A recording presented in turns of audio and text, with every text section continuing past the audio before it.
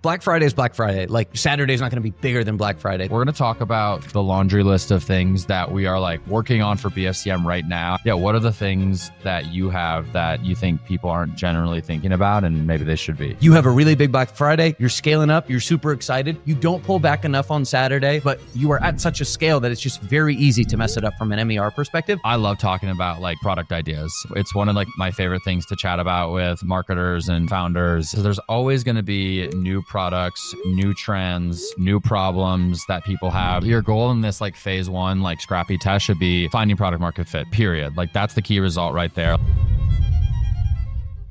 right, we're back for another episode of Marketing Operators. Connor, your walls are looking a little bare behind you. Do you have any life events going on? Oh, I talked about it with Cody. So it will have been announced. Okay. But yeah, I am 48 hours out from moving back to LA. So house is packed up. If it's a little echoey, it's because I'm in a barren office. I was telling Connor before the show, I've just got, the logistics of moving is annoying. All my stuff got packed up and shipped yesterday.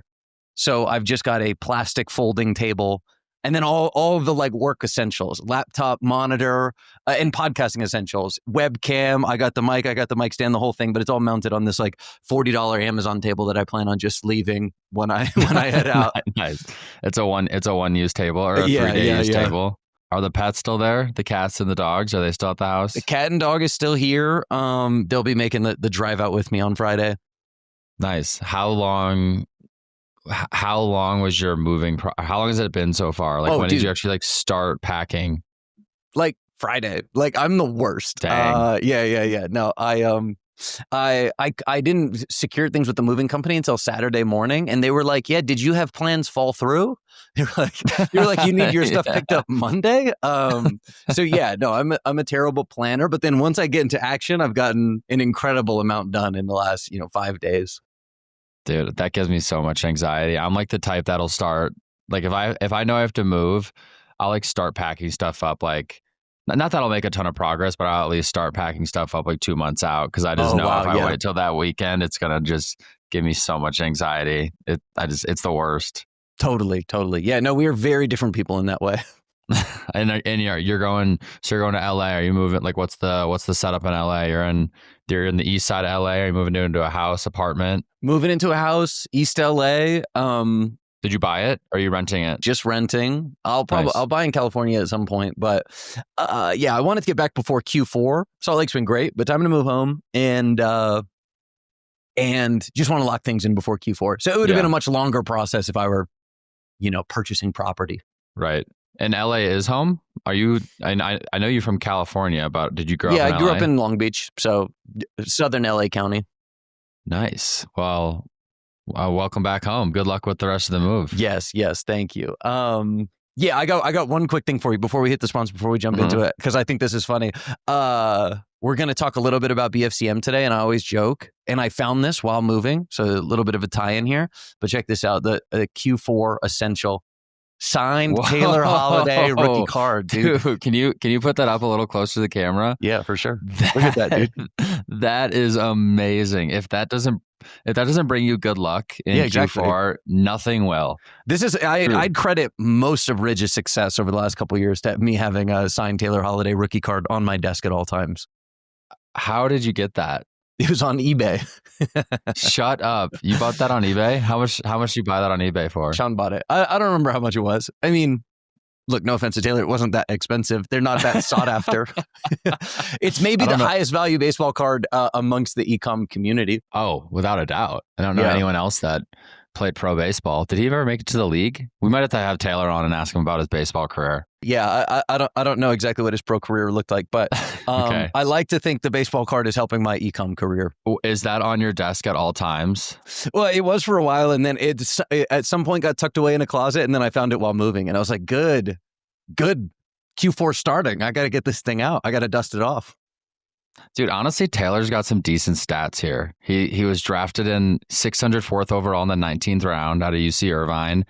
260 lifetime batting average, hit only 5 home runs, so not a big home run hitter, but like, I don't know, 260 average, man. That's pretty good. That's pretty dang good. And those are major league stats? Those are his minor league stats. It looks like he wasn't in the league. It looks like he played 2 years, and I think he was in single A. And then he decided to launch one of the best e-commerce growth marketing agencies the world's ever seen after that, I guess. 100%. We're lucky to have him. We're lucky he made the jump in corporate life. I know. All right, so we're having Taylor on later to talk about his baseball career. Great. Well, let's do it. We're talking about BFCM today and some other fun topics. Before we do that, shout out to the sponsors, Motion, Rich Panel, Aftercell, Prescient AI, and House. And if you're liking the show, make sure to like, subscribe, and share with your marketing friends.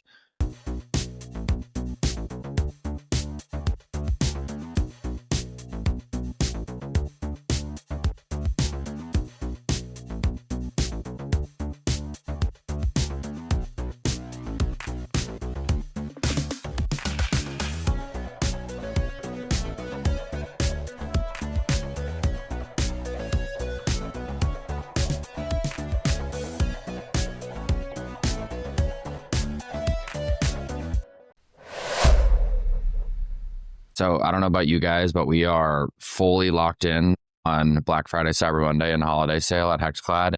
Motion is, as always, a very big part of this. We do a ton of just iterations on evergreen ads with like Black Friday sale banners. So we're just taking literally our top performing ads from the entire year, slapping a banner on them. And that's at least one part of our content stack for BFCM. So easy just to use Motion to look at like last 90, last 6 months, year to date, which ads are getting us the best efficiency, which ads are getting us the best scale. It's like a really quick and easy way to pull that report in Motion and then come up with just a bunch of overlays onto your evergreen ads. That's one way we're using Motion as we head into the peak season for us. The other way we're using it is for more like instantaneous feedback. So we're saying, hey, we did that. We also shot and produced all these seasonal ads. So which ones are performing best? And then we'll iterate on those like during BFCM. So all of this is getting powered by Motion reports. It's just the quickest, the easiest way to see what's working, what's not. Connor, how are you guys using Motion at Ridge to inform your Black Friday, Cyber Monday, and holiday ad decisions? We're in a similar headspace. We did an exercise that I was calling a bottoms-up planning this year, where we granularly looked at what worked at what times throughout, late October, November, December last year. That all comes from analyzing our creative. So we got that foundational approach of what are the things we want to be prioritizing? And then we can get into the fact of what are the new things that we want to be trying this year. And Motion really kind of led point on a lot of that analysis. Cody, how about you? Yeah, same thing. Like we'll have everybody propose their strategy and their plan, but like there should be no reason to start from scratch. Like there's no, blank page. I think you got to hit that like 80-20 of explore and exploit. But I think for exploiting, like you got to look at what's performed well. And, we try to have a lot of warm up points. Like we will have like a holiday kits launch soon. We have Labor Day. We have last Black Friday. So we just build a report of all of them. We just see what traits perform well, anything that you can filter by name and convention. So we don't have to start with a blank screen. And then we're able to just get more pinpointed in our strategy, hopefully each launch. And lastly, one thing I really, really appreciate about Motion is you don't need to like be this expert in how to use the tool. Like they're very good at getting you onboarded, getting your data ingested and connected, and then training you on exactly how to use the tool. So if you've been dragging your feet, it's time to get going with Motion. Head over to motionapp.com.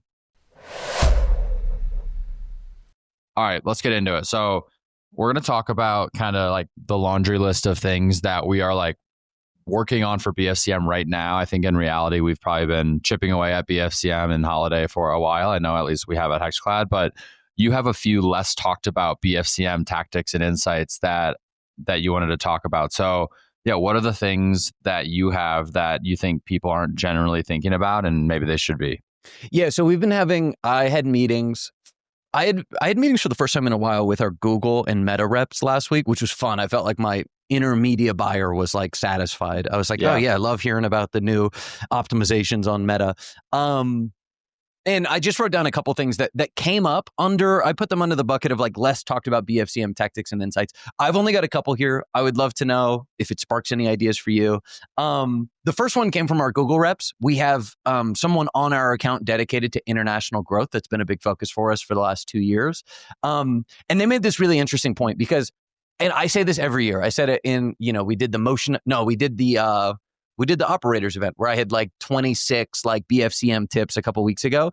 And one that I always say, because it's so easy to mess up, is you have a really big Friday, you have a really big Monday. on BFCM weekend. You particularly have a really big Friday, at least from our experience. It is so easy to not pull back spend enough going into Saturday. This is like my 8th BFCM with Ridge or something, and we probably made this mistake like 3 times over the course of my career, where you have a really big Black Friday, you're scaling up, you're super excited, you don't pull back enough on Saturday, results drop off in the US because people have purchased on Friday or they're waiting until Monday, and there's still really big days, but you are at such a scale that it's just very easy to mess it up from an MER perspective. So I always say every year, make sure you're pulling back enough on Saturday and Sunday. Have an idea of what forecasts should be.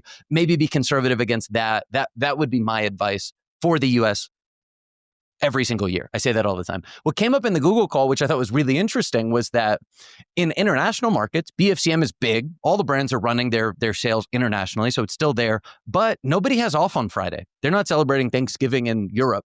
So you don't have Friday off.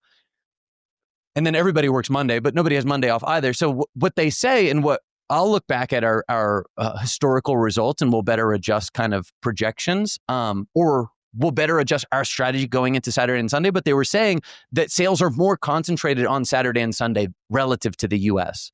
So if you need to be super conservative going to Saturday in America, you might not necessarily have to be as conservative in the EU or the UK or the AU or whatever. So that is a very small optimization that I think has not been on my radar for a while, that we're hoping to better take advantage of this coming BFCM.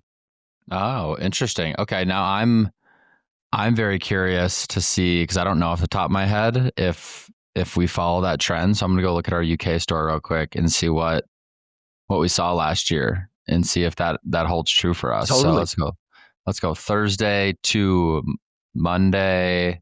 Oh, interesting. Yeah, very different curve than our US store. We actually did do better on Friday, but like, of course. Barely. Yeah. No, and that's going to, Black Friday is Black Friday. Like, Saturday is not going to be bigger than Black Friday. The point is there's a smaller drop off between Friday and Saturday in international markets, right? Because Americans have spent all day Friday shopping, and people in other parts of the world have not. Bigger budget pull downs in the US relative to the UK or the EU. To like, that's the action item here, right? Is like, you're not pulling back down quite as aggressively as you might want to pull back in the US. Yes, that the shopping starts slightly later because people are working that Friday. So that's one, right? Which I thought was cool, right? They came up on the Google call, and I'm that's like, very cool. Extremely actionable. It's kind of like a mid-tail or long-tail sort of observation, but I'm like, that's the exact. Loved it from the reps. I was like, this is fantastic information. That's a great insight. That's a really great insight. I mean, that could save brands like hundreds of thousands. I mean, depending on your scale, like a lot of money. Yeah, for Hexclide, it could save you 10, 20, 30, $40 million. Right, exactly. There we go. All right, well, send your invoice. We'll get it paid out net 30. Yeah, perfect. Okay, the second one that I wrote down here came from the Meta conversation. I think a lot of people have been talking about, I don't know exactly what the category is called, but you have like Marpipe. There's another one called Socio, but these services or software that manage your catalog for you. And we've seen a lot of success with this at Ridge. It's super simple, right? We have the catalog. The images that get fed into the catalog from our website are pretty standard. Gray backgrounds are just like your generic PDP photo. What Marpipe or Socio do is they allow you to like add flares and add designs and kind of add personality. It's a stronger looking ad. You can add more additional information. And we've found it to perform better. Now, what we haven't done, which came up on our Meta call, which I'm like, dude, this is a no-brainer, we should totally do this, is be more consistently updating the messaging in that catalog design tool so that it reflects our, we'll always do Black Friday, but updating it to be like, last chance Black Friday, or updating it to Cyber Week or post Cyber Week. Like, we want to highlight free shipping and things like that. And just using that almost in the same way that we would update the homepage on our website, or the way that we're updating messaging within emails. We should just pull that all the way through to the product catalog level. And I think that's another one that, like, just taking a more critical lens to that very specific part of our paid media strategy, I think can have percentage points improvements over what we did last year. So that's number 2 of my less talked about BFCM tactics and insights. So you're like flighting different versions of your product feed in your DPAs, right? That makes sense. Thanksgiving, no sale. Thanksgiving, Black Friday, Cyber Monday sale. BFCM only. Holiday, no sale. Holiday, BFCM. Holiday sale. It's like all these different versions that have different flighting periods. But you're talking about it within Meta and saying like, all right, it's Black Friday, so we're gonna have like the copy say Black Friday, and then maybe on Sunday we launch a different feed that says Cyber Monday. Then maybe headed into December we have like another message that's like, hey, you have 3 days to order to ensure Christmas delivery. Right. This is last chance messaging. Yeah, and the nice thing about that, because I'll say two things here. One is it's so easy to update messaging across all your feeds, right? You're just updating it within a Marpipe or a Socio, and it's like, and it immediately like is proliferated across all the ads that you're running in the Meta ad account from your catalog, like your DPAs and things like that. And we use Marpipe too, by the way. We've seen good performance out of doing those custom DPAs. So we've definitely validated this. It's extremely simple, right? Like if you can add more helpful information or drive urgency or clarity or whatever, like your ads will perform better. And Marpipe allows you to do that. And so does Socio. Fantastic, right? It's like a no-brainer. Then for us, it's just a matter of like, okay, let's almost have like a calendar related to that so we know we're updating it consistently. And then I call out the point around the importance of immediately updating across your ads, because we've fallen into the trap before. This was a couple years ago where we had multiple different messaging points. We had early Black Friday, last chance Black Friday. We might have even done early Cyber Monday extended, which after we were like, that was dumb. Like one, you can't update your static ads or your videos that quickly. The winners are going to be winners. Like everybody runs your Black Friday ads through Cyber Week. If they continue to perform, just keep running them. So you have far less incentive to be frequently updating your messaging at the static or video ad creative level, but the catalog can be updated so much quicker. So that is where we're going to spend more time. And then what we've done from a marketing planning perspective, we've just simplified all the messaging. It's Black Friday, then it's Cyber Monday, then it's Cyber Monday extended. And that's as simple as it's going to be for us. For us, the most breadth we have across our entire product catalog is during Black Friday, Cyber Monday, and holiday sales. So it's like literally every category has its own collection of offers. Are you making these updates, the product feed updates, from a product category lens too? Or is it mainly just like messaging to the moment and driving urgency? Or are you saying like, hey, we've been running like wallet product feed for the last 2 weeks, and we're starting to see fatigue on it, we should roll out like a rings or a luggage feed? Yeah, no, we have different feeds for our different categories, but we're running those all in parallel to one another. So like, got it. What we have, like our internal marketing summary, or we have something we call the master pricing sheet, like we'll lay out what are the percentage off callouts we want to make by category. So rings is up to 33% off. Wallets is up to 47% off. Travel, we're doing like a gift with purchase thing, right? So it's like we have different messaging for the different categories. And then that's the sort of thing that we would get reflected in our catalog ads. Got it. That makes sense. Okay. So first off, number one, check out your international markets relative to your US markets and how revenue is distributed, and like basically create your advertising spend pacing accordingly. Exactly. If you're not seeing as big of a step off from Friday to Saturday internationally, well, your ad budget should probably follow suit. And on the flip for the US, update your product feeds to have the most dialed in like messaging that is speaking to that moment. Anything else? Any other kind of less talked about BFCM tactics or insights? That's the entirety of my list, other than the Taylor Holiday rookie card. If you can get your hands on one of those, I would highly recommend it. Yeah, get a Taylor Holiday rookie card, run a convert.com test on it. I guarantee you see an RPU lift. Okay, so all right, let's transition then into, like, I don't know about you, I'm spending a ton of my time, really my core focus this quarter from a performance standpoint is our end of year sales. We have a bunch of new products we're bringing to market in Q4, which I'm excited about, and then like 2026 planning. So I'm very focused on BFCM and holiday execution, as I'm sure a lot of our listeners are.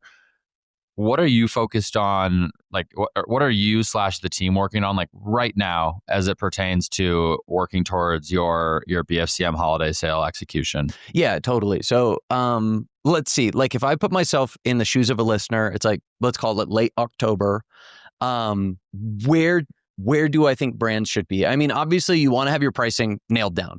And for what it's worth, like we shouldn't get into this too much because this is very like a retroactive thing you'd have to do. But we knew what our Black Friday deals were going to be. This is more or less one of the first years where we were able to buy inventory into the deal, which I'm super excited about. Typically, Bridges ran relatively heavy on inventory, so we've never been all that constrained in what we could do like the week of Black Friday. Yeah, Sean's famous for talking about all the inventory y'all hold, right? Well, totally, yeah. And the wallet's perfect for that. We have high margins. We have great payment terms. They're cheap to ship, cheap to store. Just like economically, it is a pretty good category to run heavy on. And we did that for a long time, especially when we were launching less newness. It was like, yeah, look, we're going to sell these gunmetal wallets forever. We don't have to worry nearly as much on like the cash conversion cycle. Or at least we have such a favorable one with the margins and payment terms that we have that we could just buy a lot and have it. This is the first year where we said, hey, we looked at previous year's results. We planned what we wanted to do. And it was at least July or early August of this year. We bought into it. So we've got that nailed down. We've got our creative done end of October. That should be, hopefully everybody's got the assets that they need. We're starting our sale 11/6 this year. So we're going to pull it up a little bit. And that's one of the larger changes year over year. And then I'd love to hear about your guys's like calendaring a little bit and if that's any different. Last year we did, this is another example of messaging changing too much and we didn't find it advantageous. Last year we launched Singles Day in international markets. So UK, AU, Canada, I think all do Singles Day. So that's where we launched it. And that was essentially our Black Friday sale, but a couple days earlier. So we had... Wait, what is Singles Day? Singles Day is interesting. I believe, if I have the origin story correct here, I think Alibaba basically invented it in China. It started as a thing there to celebrate being single and buying gifts for yourself. And it's become this massive like shopping moment in different parts of the world. Celebration of self-love. We love that. That's great. 100%. So it's much more like it's not a thing in the US, but it is a thing in, I believe, UK, Canada, AU, at least for ours. We've got it on our calendar. It's the biggest in China, but we don't sell there. So it's not a part of the strategy. So we launched Singles Day early, which was essentially our Black Friday sale. And then we were like kind of misaligned in markets. We had the sale live earlier in international. We didn't have it on the US. This year we're simplifying it. Black Friday goes live 11/6. That allows us to take advantage of any Singles Day shopping, people looking for promos, and it simplifies it across markets. So at the end of October, we'll be doing, we're at our sign-off point there. We have all of our landing pages created. We've got our offers dialed in. We've got all of our ad creative, our messaging, et cetera. That's our go live date. So that's basically where we're sitting at now and how it's kind of changed year over year.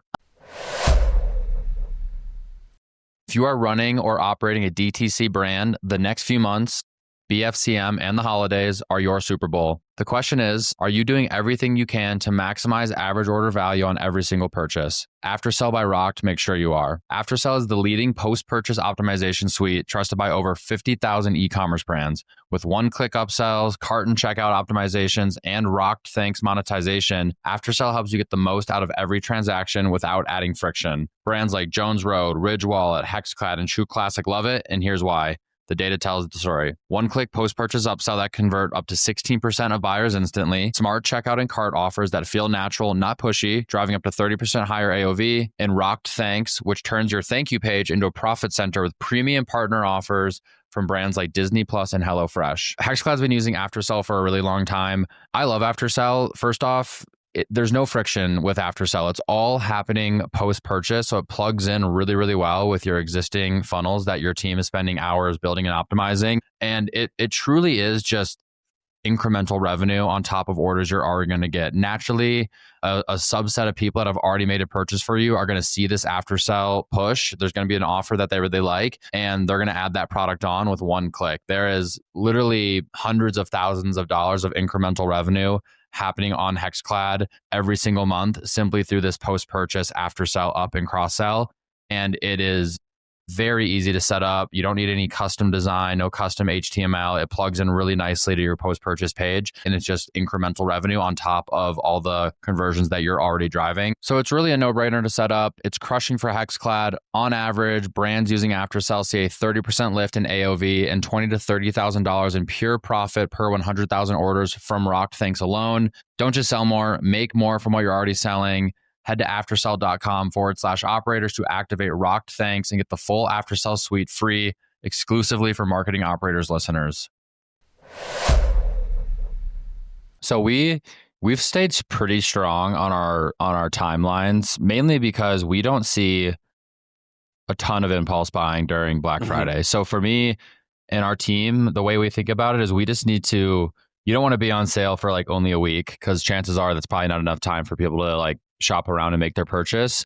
I don't want to necessarily be on sale for like since November 1, because I think that kind of just dilutes the sale overall. But if you go look at our survey results during the actual BFCM moment, it still is people that have been sitting there waiting for a pretty long time, waiting for our best deals to go live. So we don't feel the need to pull it forward too much. And that's why. Plus we're on sale all of December as well. We'll basically take like 2 or 3 days off of sale, assuming we're hitting our projections, basically like after Cyber Monday until like the first Friday or Thursday of December. And then we'll launch our holiday sale. Yeah, I mean, funnel production is full bore ahead, right? We're not done necessarily, but like we have all the strategies outlined and everything that we're going to build, and we are just like deep into execution mode right now. We are still buttoning up, like our offer is dialed in. We're still just buttoning up a few pieces of it. You know, we have hundreds of SKUs on sale during this time, so there's still like a handful of prices we need to dial in. You know, another big thing we're working on right now is our pacing. You know, we talked about pacing at the beginning of this episode. That is so important for us. And I think most e-com brands, but especially for brands that are just like super concentrated revenue, we spend a lot of time like looking at pacing. How should our revenue, our ad spend, and our efficiency pace? How does that ladder into our total targets? So we just need to set that expectation on how spend should pace. And, you know, luckily we have plenty of historical data to look at. So that's one thing we are doing like right now. So when we hit November 1, we're going to have absolute clarity on how much we're spending per day, not just in total, but across every single channel, what the rev expectation is, so we can actually see what we are at against forecast versus like, I hate the like month to date reporting where it's like we're X% of the way to target. I just don't like that formatting. I think it's very flawed because it doesn't bake in any expectations where it's like, oh, we're 10% to forecast, but like, was that where we were supposed to be? What you're saying there is like, if you just did it, tracking it like linearly percent to target, you might be, I mean, honestly, you could be halfway through the month and at 20% of your target. And it's like, oh my God, that sounds like you're underpacing. But in reality, 80% of the revenue, it comes in the back half of the month. Yeah, you could be above target. You could be like, actually, we're 10% above forecast. And like, that's a good thing. So that was actually a big struggle of ours. Like my first year at Hexclad, like we had some sort of pacing, but we actually did a pretty job of distributing it to the rest of the org. So now all of a sudden you have people like kind of parachuting in and being like, what is going on? Like our revenue's so low. And I'm like, no, this is what the expectation was. So now we're good about getting well ahead of that and distributing it. So, you know, everyone in leadership knows exactly what the expectation is. But I recommend every brand has a daily pacer to the channel level. Like it just creates absolute clarity. And we really care about, we do that every month, but we are especially diligent about it for November and December. So can I add a couple points on the projection one? Because I think that's good. One, I'm excited. Last year, it seemed like the entire industry struggled with pacing because Cyber Monday fell so late, right? Cyber Monday fell on December 2nd, I believe, last year. So you lose Cyber Monday. It had been in November previously. And then Black Friday basically fell an entire week later. And we talked every single day about like, what are proper projections here? Because we are now weeks into November, but we're still 5 days out from Black Friday. So it's like, when do people start and stop their shopping? Right. Just felt categorically different last year. This year, projections should be easier because we've got that behind us now. I think Cyber Monday falls December 1st. It's slightly earlier this year, but by and large, it's still way late in the year. And we just zoom out for that, right? Like we just basically say, all right, let's just look at, this is why day matching is so important. And this is like last year, day matching was especially important. But we just zoom out, right? We're like, all right, what is the expectation for November and December as a whole? Because you're kind of getting lost in like the minutia of calendars and like not to sound too like esoteric, but like it really is made up. And as long as if you just zoom out, then you're going to be able to like understand what the expectation is for the entire 2-month clip. I think when you get a little too micro and like, well, November versus December and like 2 days were in November last year that are now in December. Like you kind of just like spin yourself in circles unnecessarily. Yeah, just look at like your buying period. Yeah, exactly. Well, so one thing that I saw just on the points of pacing that I thought was really interesting, this came from, I forget which reps. I think Meta, but they were talking about, so because I want to circle back on this too. One of the reasons I'm excited about moving it up to November 6th, one, we've just found we have more impulse buys. We're getting out in front of gift givers. We're sub $100. We're just like, we're a great option for people who are like, I need something for my son-in-law or whatever. And it's like, we might be getting in front of someone for the first time and really winning them over. So the longer we can do that at good prices, the better. We're starting November 6th. One thing that we got from our meta reps was that they had a chart plotted out over time of when people start their holiday shopping. They'd obviously done some sort of survey, and it obviously ticks up. Some people start in mid-October, late October. There's a pretty good uptick in the first week of November. So that's at like November 6th-ish period. And then the following week, it actually drops because what you basically find is that there are early shoppers who they're not necessarily waiting for the Black Friday sale. They're comfortable getting the deals that they're getting in that late October, early November period. But then there are fewer people starting November 10th because they're like, oh, at this point, at this late in November, I might as well wait for the Black Friday sales to really start. So you see this really interesting behavior as far as when people start to shop. And I think we might capture a little bit more of the shopping season by moving our sale up a little bit. So I also would put that in the bucket of maybe less talked about BFCM strategies. Right. It's like trying to follow that buyer intent period. Yeah. Trying to capture more of that. And at least for us, technically, based on this data from Meta and what we've done historically, we're launching our sale in that off week. That's actually a downtick week over week of people starting their shopping. So if we move it up a little bit, we might be able to capture more of that demand. Yeah, right. That makes sense. And so for our strategy, we're still spending from day one, like healthy 6 figures per day. We're about to launch the sale. Mm-hmm. We're spending like way more than we started the month with. And if you like our efficiency is really low on these days. So we actually we're starting to ramp up spend for that exact same reason, because people are on our site, they're building out their carts. They're scheming what they want, and we want to get people doing that even before the sale launches. So then by the time we actually launch the sale, our spend's actually pretty ramped up, and we'd absolutely ramp it up more like to capture that demand. We're pretty ramped up by the time the middle of the month rolls around, and then we launch the sale, and then we're just kind of off to the races after that. Totally. And the point, because I heard you first make this point years ago, and I was like, that makes total sense. You guys have technically, it's not short, but it's a shorter, compared to Ridge, shorter like BFCM period. Yep. And that's because there's such a consideration time for Hexclad. There's less impulse buying. We want to increase the surface area so we can capture that impulse buyer on November 7th. Yeah. There's such a consideration period for Hexclad that you say, hey, as long as we're on sale for like 2 or 3 weeks and we can get in front of everybody that we need, that's great. People are considering Hexclad. They are in market. They are waiting for the good deal. You guys have basically a higher impact period in a shorter window of time. And I think that's a really interesting way to structure the length of your sale depending on your category. Yes. Yep. My like not blanket advice, but my like general advice is the lower your first order AOV is, the longer you should probably run your sale. Totally. Because to your point, if you're a $70 to $100 first order AOV and you're not on sale, but your competitor is, chances are they're reaching people for the first time and converting them in an impulse buy sense. For us, 85% of people are still telling us they've known about us for multiple months before they made that purchase. So if you're like a Hexclad or like, a high AOV, right? $300, $400, $500, I think you can probably get away with running your sale for a shorter period of time. I still think you should have that ramp up period though. I don't think you should go from like, I don't like 50K to 500K a day. Like that's probably not wise. That's probably gonna be really hard for your ad account to spend efficiently. But on the surface, you're like, oh my God, you guys are so inefficient, like pull back. But it's like, no, that's by design, because we're going to be more efficient in the back end of the month, and we need to build the funnel as much as we can and get people building their carts and ready to convert. So that's always been our general approach. We in the last 3 years, we've either hit or gotten close to hitting our projections.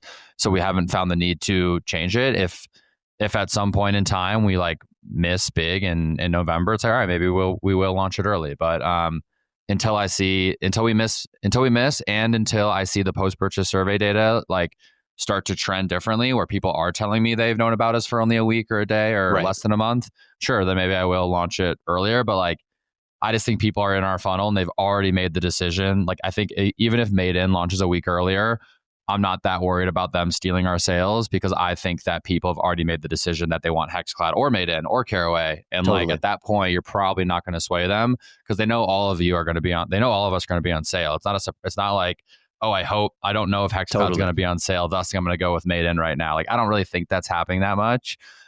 So we've decided to go that direction, and it's worked out so far. Lately, every marketer I talk to says the same thing. The pressure's on, budgets are tight, goals are higher than ever, and I have to prove what's working, not just report it. That's the new reality of marketing. You can't afford to rely on guesses or platform reported results. You need clear, unbiased, causal proof of what's actually driving growth. And that's exactly where House comes in. Incrementality testing is the scientific way to measure true impact.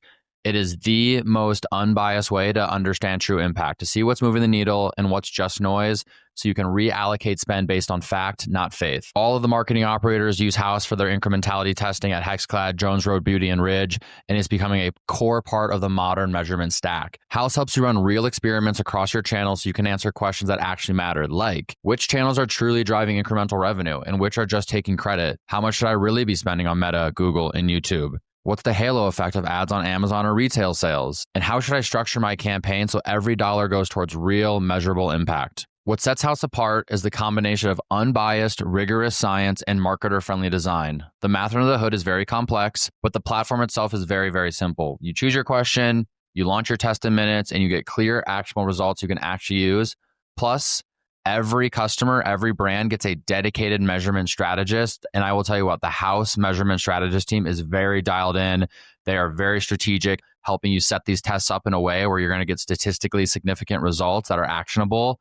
And ultimately, there's someone who has lived in the world of growth and they know how to translate data into strategy, interpret the results, and build a repeatable culture of experimentation across your team. In a world where every marketing dollar is under a microscope, you need to know what's real.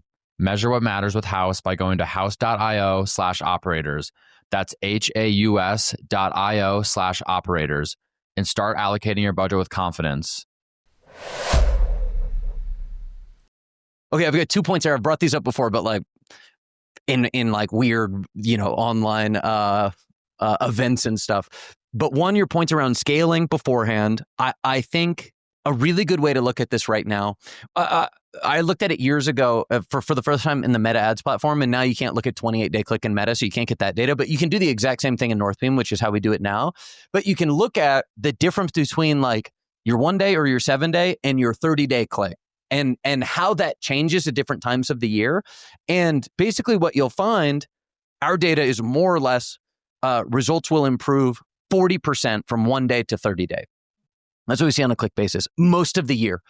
That basically doubles in late October and early November. And that's to your point where you can be scaling spend, and you're going to capture that value in a different way because there's a little bit more latent demand because people are waiting for that sale. So you can, in your case, you guys can be spending a lot on November 10th because you know that a lot of these people, a lot of these clicks that you're driving in early and mid-November are going to convert the week after or 2 weeks after. And you can even see that for any brand looking in your historical data. So I'd say that as one maybe piece of advice or piece of data to look into.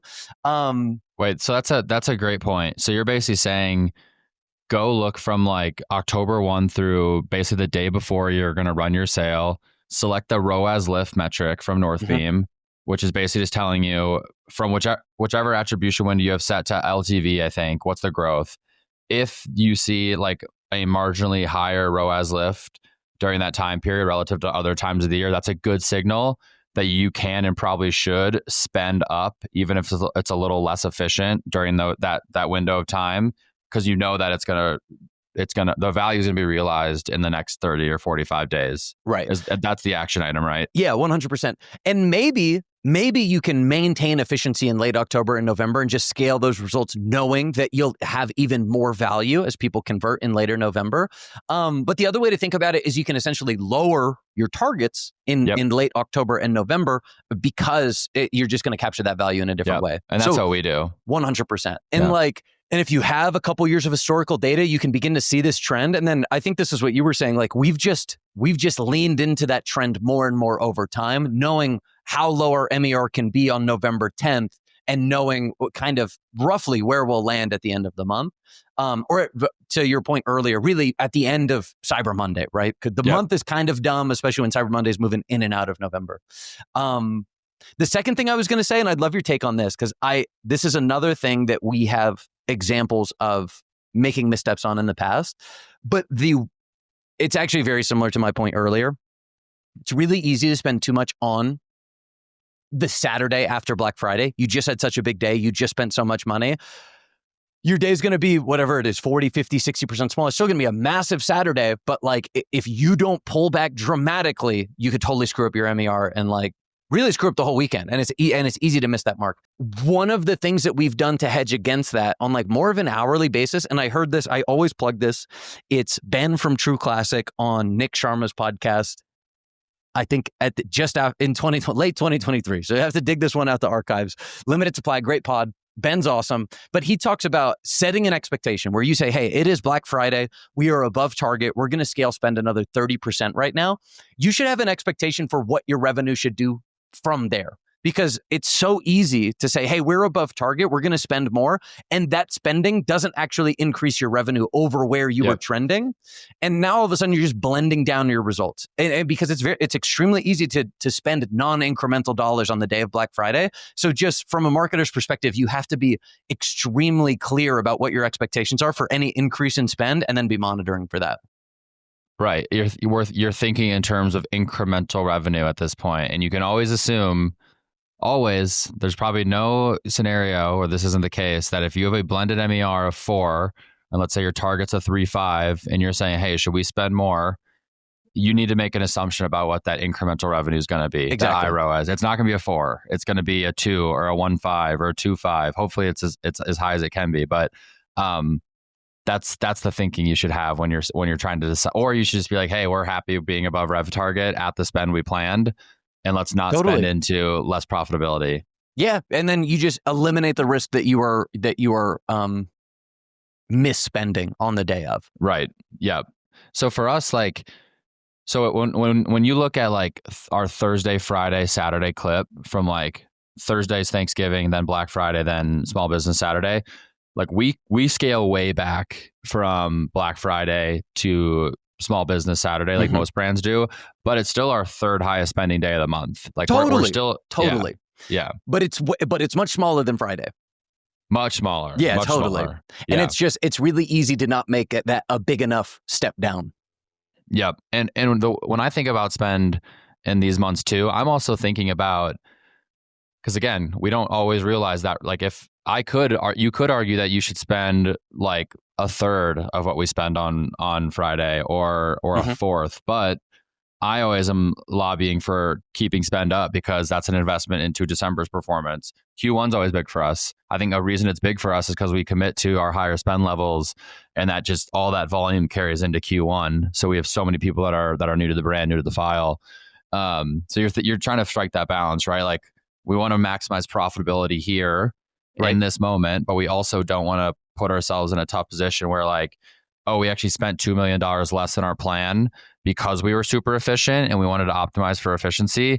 But now we just missed our December revenue targets because that $2 million wasn't working for us. And we maybe missed out on, who knows, 8, 10, $12 million of revenue.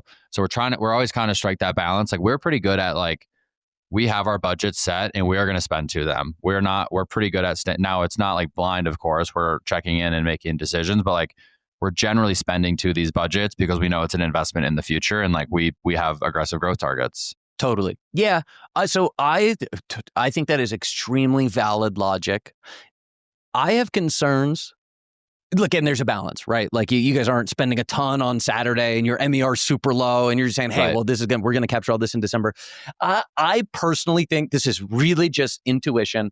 There is a different mindset the week of Black Friday where I think prospecting is just less valuable. And here's actually the other way this is the other way to look at it. And maybe you guys have done this. I I said earlier, your spend in late October, early November, even early in your like Black Friday sale, it will have larger latent demand because Black Friday is later. There's always going to be people who are clicking on your ads on November 12th and then converting at the very end of the month on November 27th or whatever. So you understand that there's this larger value, and you can see that in something like a Northbeam.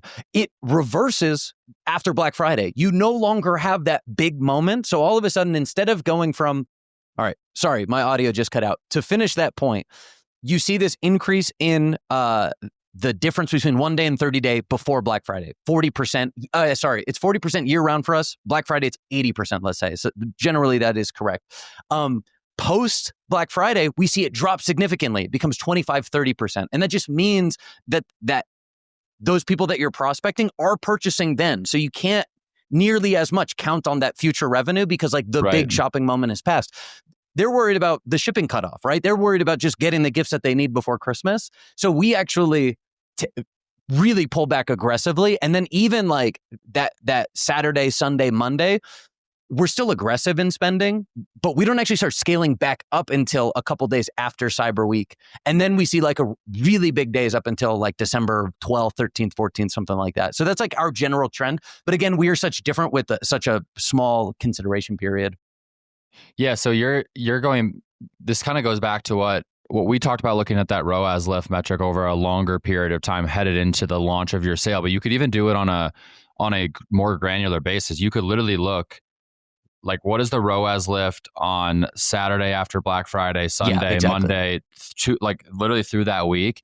And that should also inform, right? Because if your ROAS lift is a lot lower on, let's say, Saturday through Sunday than it is on like that post Cyber Monday, Tuesday through Saturday, that's a really good signal, right? What does that tell you? It says actually be more aggressive on those days that the ROAS lift is lower, because you're realizing most of that spend in revenue on those days, and then ramp it back up when that ROAS lift number comes back up, because then that tells you you're generating demand or driving traffic at least that is maturing better over time. So you're using that to even inform like how aggressive you do or don't pull back on Saturday, Sunday, and then how aggressively you ramp back up on like, I don't know, call it Tuesday through Friday of the following week. Exactly. Yeah, 100%. That is our general trend and how we understand the value that we're generating from the ads, how it changes over time. Got it.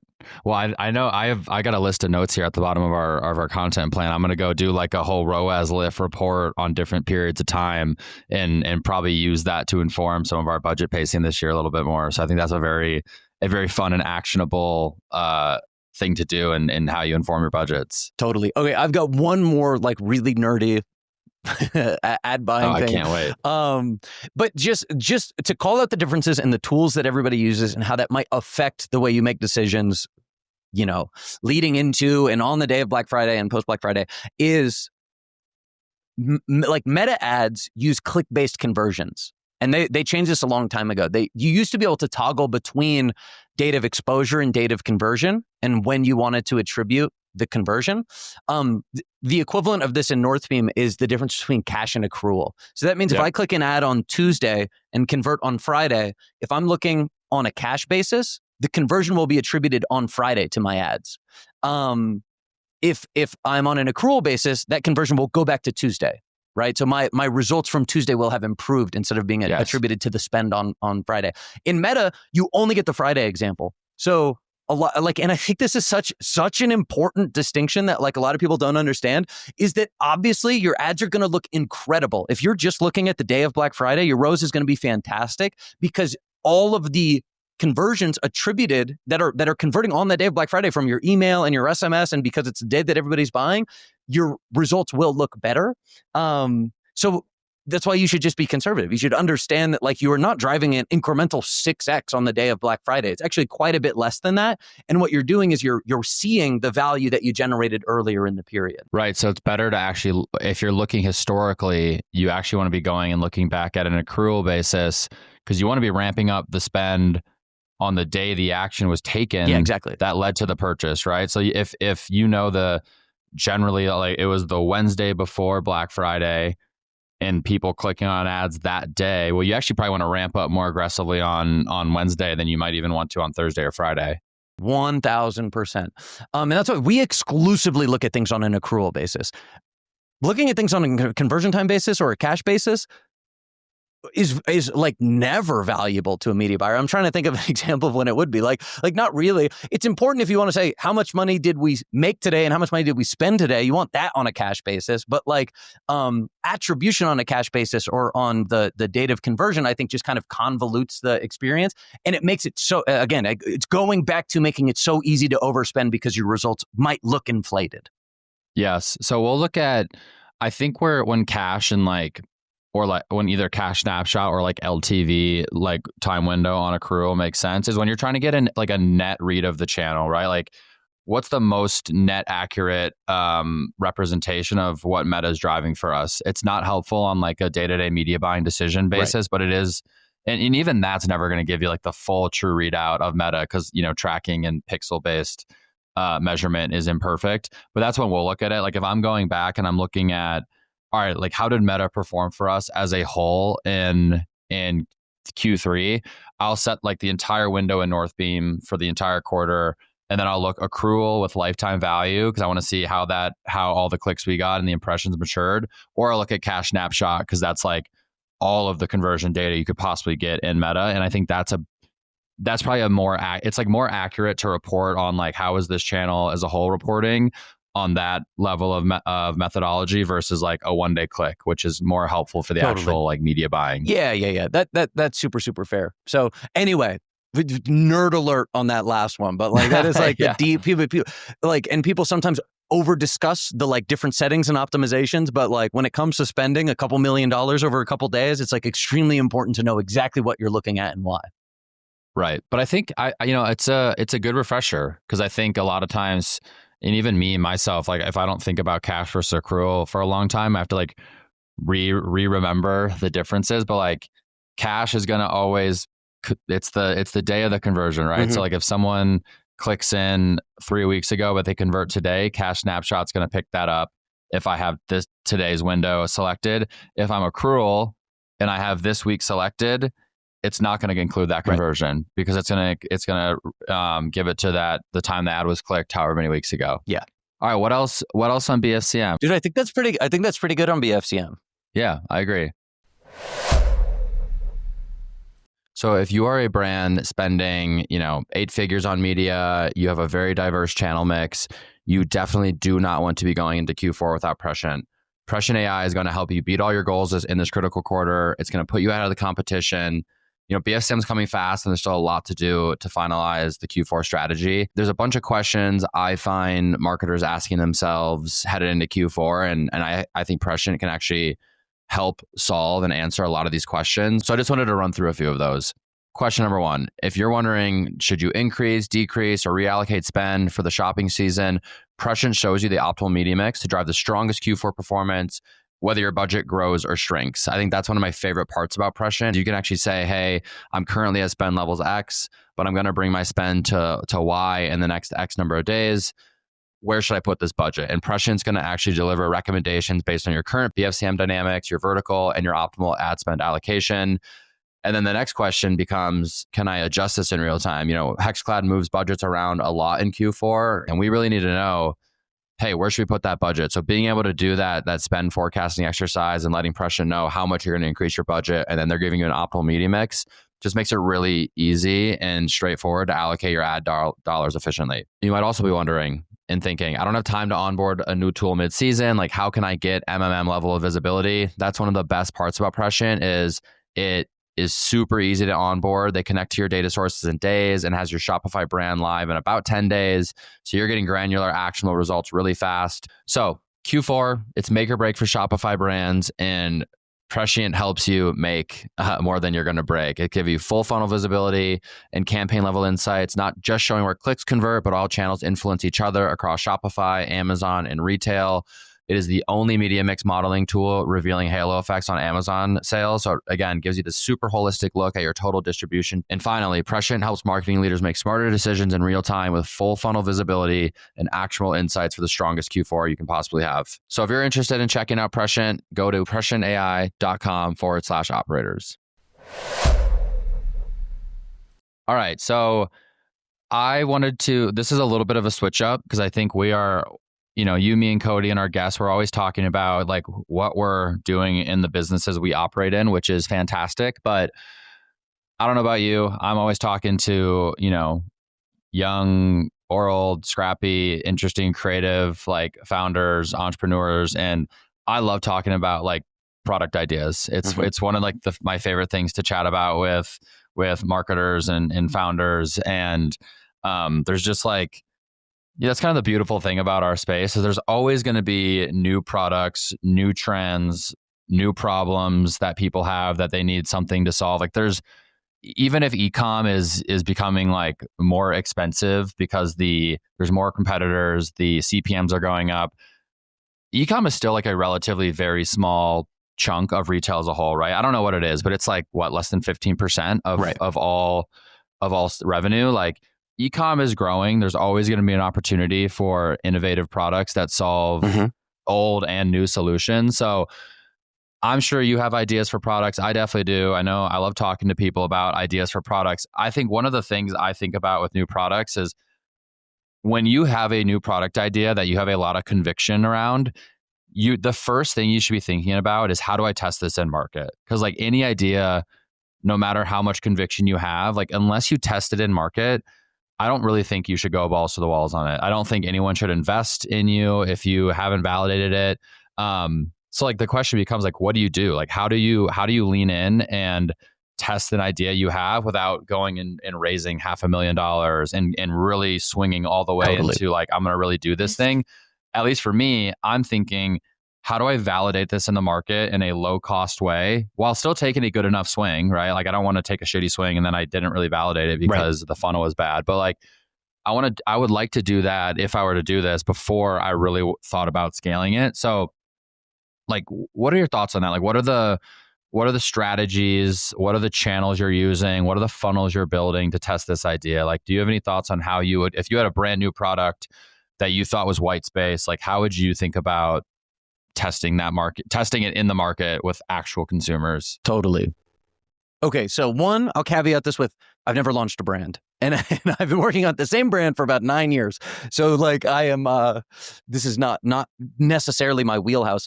My perspective is that the most important thing to validating is like, who are you speaking to? How are you speaking to them? What's the product and what's the offer? That is the crux of the business, right? That has to work to some degree.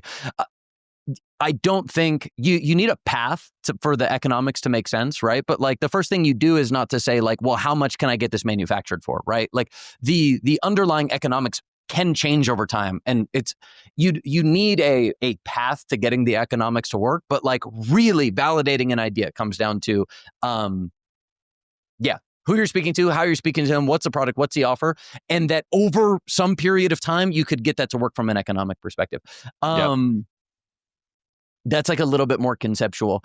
I think theoretically you could do that without ever ordering the product, right? I remember hearing this advice all the time, and I don't know where you stand on it, and I don't know where I stand on it either, frankly. But like, if I had an idea for, a new type of shoes for pregnant women, and it's gonna be, I don't know, I have to figure out some way to speak to them. That sounds like it would be great from like founder-led, right? Like I find some woman who had an issue while she was pregnant with her shoes. There's like a Kizik-coded concept here.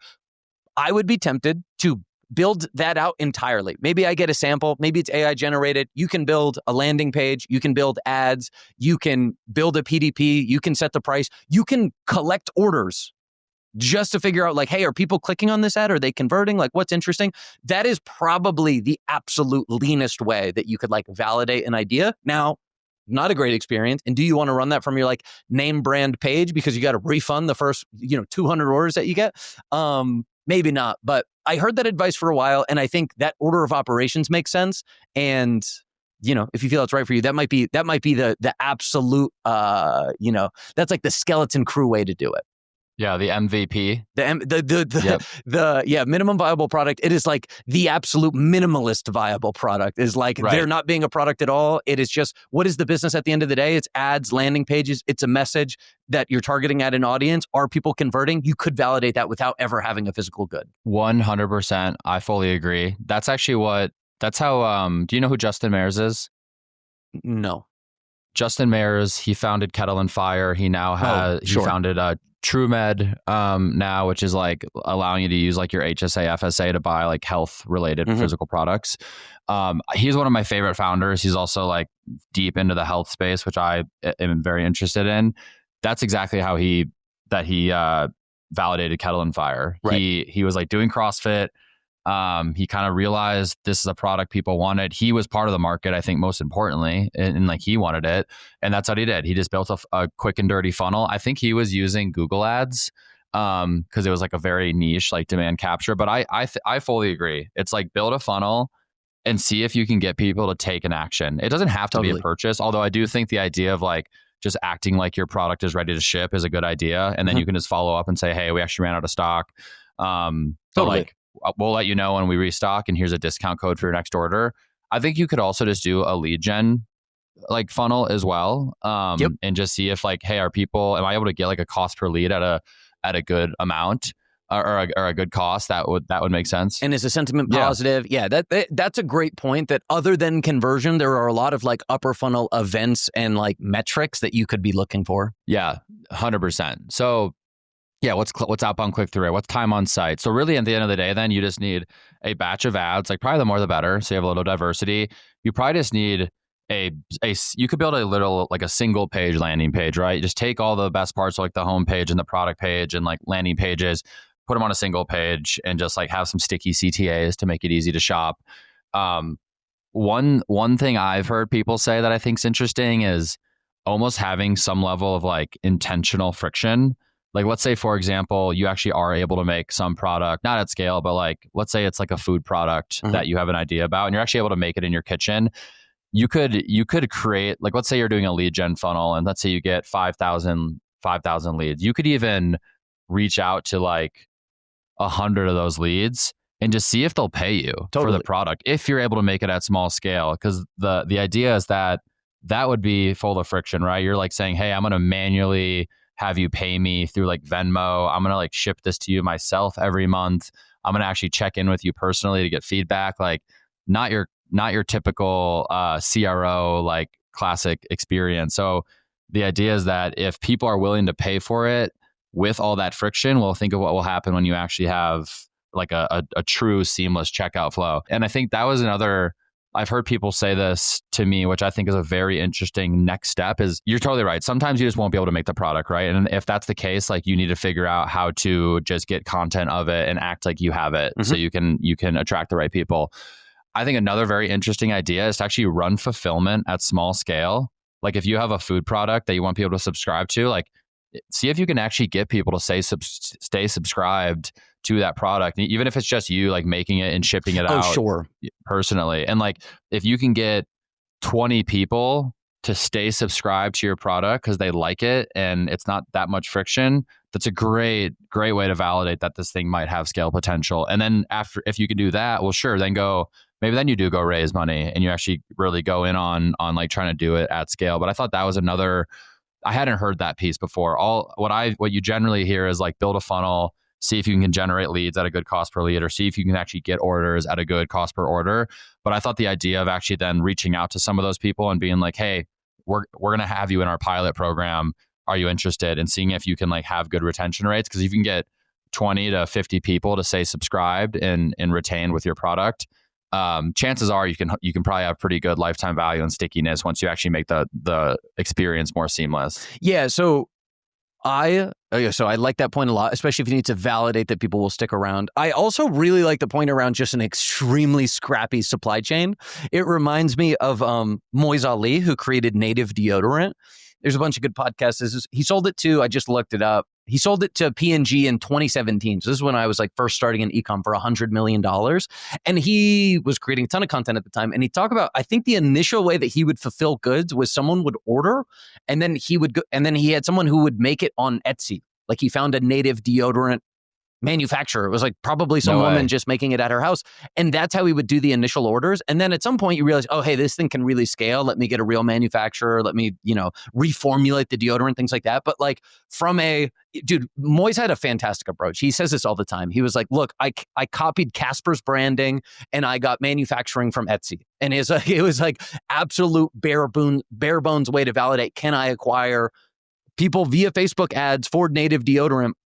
And he did that extremely quickly. And then it had a fantastic exit. And Native has, from what I understand, has been a fantastic acquisition for P&G as well. So that's another interesting example.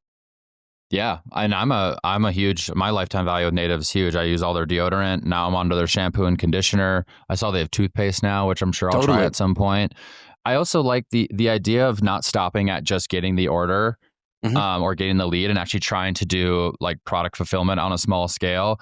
That also gives you a really great opportunity to survey people that have actually tried your product. Totally. And now when you are ready to go to market in a more scaled way, you actually will hopefully have like a V whatever of your product that's actually based on real feedback. Oh, it was like 2 this or that, and then you can adjust it. And I think having that like core focus group that you can really give a lot of attention to, even if it's just 10 people, like that's so much more valuable than just being like, all right, like we got a bunch of orders at a CAC that we think is tolerable and we think it'll get better over time, but we haven't actually shipped the product. Like you only get one chance to go to market like fully, right? So I think having that like that cohort of people to survey is just really, really important. I'd be curious what Moyes did early on with some of his like early deodorant buyers and how much the product changed from him like doing it through Etsy to when he was actually like, manufacturing at scale. I'm sure there's a lot of product iterations going on. Because I guess what we're saying is the underlying issue is that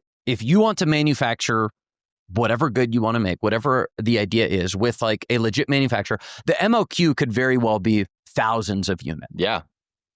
Easily. Yeah. And even those are like probably expensive units. And that's why I said you need a path to your business being like penciling out economically. But it's very unlikely that your first order with a manufacturer will be at the, price per unit that you'll be able to get, a year out or whatever. So I guess what we're saying is, how do you validate like who you're speaking to and how you're speaking to them and what rate can you convert them at? How can you validate that and even improve that?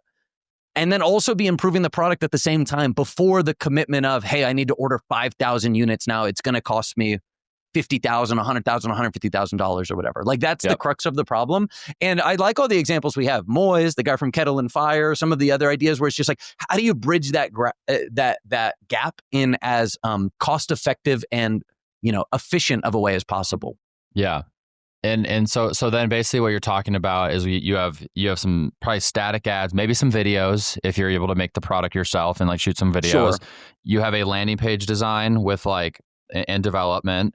You have like product development happening and fulfillment happening at small scale. Like you could probably, it depends on the product, of course, but like you're probably talking like between $5,000 to $20,000 to develop these things, depending on how scrappy you want to be. Like maybe you're a designer yourself and you could do some of it. I'm not. I would have to work with designers and editors and developers, but like you could probably get an idea validated for $5,000 to $20,000 that might take you like $200,000, $300,000, $400,000 to get it off the ground, like in a more scalable way. Like that's stomachable, right? Like that's like something that you could do. Maybe you have to borrow money from family or friends, but like that's not a ton of money to borrow, even if you do have to borrow. And it's like a good enough swing to validate the idea without going into being like, I'm going to empty my personal bank account on this idea. Right. And it may or may not get product market fit. Totally. Yeah.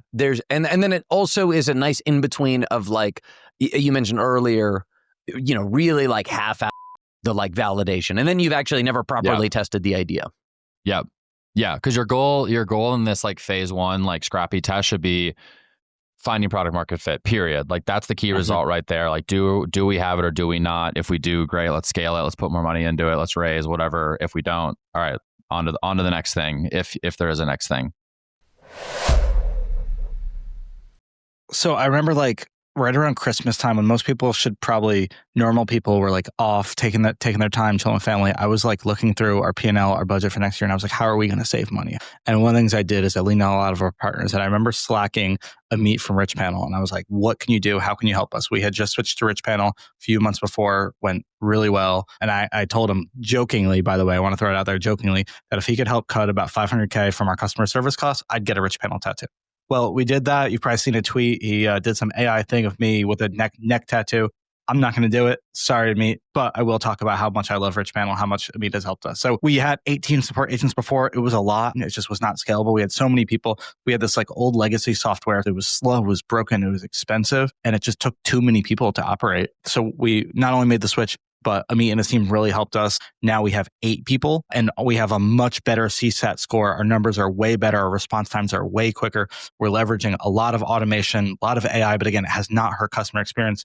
We track and I get a weekly report of our CSAT, of all of our stuff, of our NPS, and it's going up because we're actually able to get back to people, give people better answers. The automation learns from our best agents, so it just continually is getting better. We switched to Rich Panel about 2 weeks before Black Friday.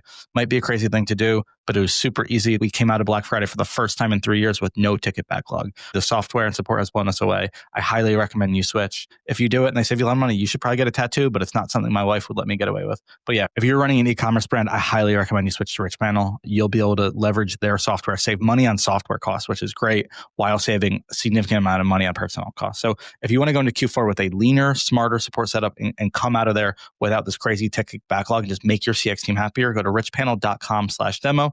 Tell them Cody from Marketing Operators sent you and tell them you're ready to get a tattoo. Okay, I've got one question for you. You are the director of growth. What are the 3 hires you make? And I think what I'm looking for is more specificity in the role, like an expertise. It's like, what are the functions of the marketing department that you're going to prioritize if you only get 3 hires? I'm starting off with an awesome designer because I need that person to design our ads. I need them to design our landing pages. They probably need to design our emails. So that person's basically going to design the entire funnel. Yeah. I, in my role, I could buy the ads early on. I could set up the Klaviyo account early on. I could also do like the creative strategy early on. So I would probably not go that way. Cool. You said 3 hires? 3 hires. Okay, so then I'm probably going with a video editor as well for the same reason, right? They're going to do all of our ad video. They're going to do all of our videos on site. And then maybe this is the same person, but probably not. I'm probably going with a content producer. Yeah. So all my 3 hires would be content. It'd be content, because that's what I need early on to build up the funnel. I need a static designer, a video editor, and then I need someone that can actually like shoot the raw assets that those 2 editors, that the editors and designers will use. And then I would just buy the ads at first. I would set up the Klaviyo account. Right. I would do all the analytics. I would be doing a lot of strategy with the creatives that I would hire. So it would all be like design and editing ICs. Yeah. I think that's a really good answer. So you and Cody both deprioritize retention early on. I had that as a first hire. And the difference between you and I is you said designer, editor, performance creative person. I said performance creative, designer, retention. But the designer might be the editor too. But like, yeah, I like your answer a lot. And I think that's a good way to put it. Like it is ultimately the designer is able to do the landing pages that you need. They're able to make those edits. They're going to design all your static ads. Zach Stuck was on, he's episode like 20 or whatever, but had a fantastic like order of operations for how to scale a brand. And it really just started with like static assets, like test messaging, test audience, figure out what you need. The designer's going to carry a lot of weight. And then you guys both, we're all in alignment that you can obviously deprioritize media buying, but that's relatively simple at this point. Winning in media buying is great content, so you want to prioritize that. And then you guys both deprioritize retention, which I think is interesting, but I'm getting bought in. Well, it depends on the product, because I wouldn't necessarily, like if I had a food product that I think would be sticky and high lifetime value, I wouldn't deprioritize retention. I would just, because that static designer, I would just be the retention strategist at this moment in the business, right? Like I'd be saying, hey, here's the automations we want to build out. Here's the number of emails per, here are the like messaging angles for each. I would even probably write the copy myself. Totally. So I would just have that static person like the static designer doing the email designs or the or like MMS designs. And then I would just be the one kind of acting in that retention strategist role. I think you could just like, I think the director of growth could act as like the media buyer, the acquisition strategist, the retention strategist, and then just work really closely with the designers until you validated the concept. And then you could come in and hire like retention lead, acquisition lead to add like a layer of insulation between you as like the founder or director of growth. Totally. Yeah. Yeah, I totally hear that. And it is a great point that like the 80-20 of both like tactical media buying and retention right now are relatively low lift, I think. Like if you do your welcome series, your post purchase, your abandoned carts, etc., it's like, okay, yeah, that is a lot of the value of your retention and email program. You set up a couple meta campaigns, you have a structure for how you're loading in new content, testing that, moving it to winning campaigns, etc., however you want to do it. Like those don't require necessarily full-time roles early on. So, all right, I like your answer. Yeah, maybe a copywriter. Maybe that's the one I should have. Maybe the designer can be an editor too, and I would then do a designer editor as one person, a content producer that can shoot raw footage, statics and video. They could potentially be a good copywriter, the content producer. I think a lot of the best content strategists are often just good with the written word. So maybe they're plugging in a little bit there. I agree with that. Yeah, because I think a lot of being a great content producer is being a great briefer. Yep. And I think you have to be a great writer to brief people really well. Totally. Like our head of content at Hexclad, who's an amazing multimedia content producer, he was like a dramatic writing major at NYU. Totally. So that I got an N of 1 case study supporting that. Yeah, 100%. And I guess that's just it's interesting to talk through as a question because there's obviously a lot to do when you're starting a brand. And that's why I asked the question. I think it's a good kind of segue from like testing an idea. What are the bare bones? What are your skills as a marketer? And then therefore, what skills do you want to prioritize in your first couple hires? And I think we're all hitting around the same stuff. Right. Yeah. Because I know a lot of founders that are like brand forward founders with like hands-on keyboard design skills. If that's the case, well, you're probably not hiring a designer. You're probably hiring someone like you or me that's like a growth strategist and knows how to get distribution in Meta and in Klaviyo and in PostScript and in affiliate. So I think it totally depends on what your skill set is and what you'll be able to contribute as an IC early on. So you just got to know where your skill set begins and ends, so you can inform those initial people. And if you're a listener and you're launching a brand and a product that's fun, let me and Connor know because we want to invest. Taking pitches. Yeah, we are taking pitches. We are definitely taking pitches. Cool. All right, let's wrap it. Beautiful. All right, that's a wrap on this episode of The Marketing Operators. Had a really awesome episode, chatted about Black Friday, Cyber Monday, and holiday planning and tactics and what we're doing right now to get prepared for what is the biggest moment of the year for most e-commerce brands. We talked about what Connor and I would do if we had a product or brand idea and we wanted to validate it in the market. Super fun, super tactical episode. Thank you to the sponsors, Motion, Rich Panel, Aftersell, Prescient AI, and House. And as always, if you're liking the show, make sure to follow, subscribe, like, comment, and share with your marketing friends. Thanks.